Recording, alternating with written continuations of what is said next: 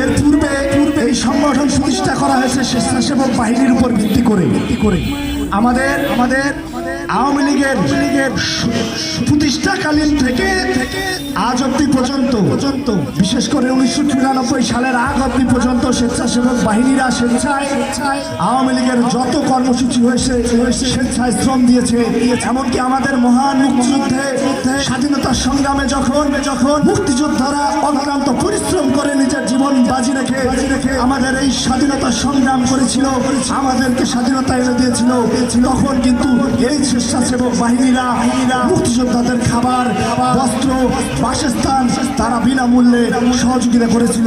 সেই ইতিহাসের পটভূমিতে 1994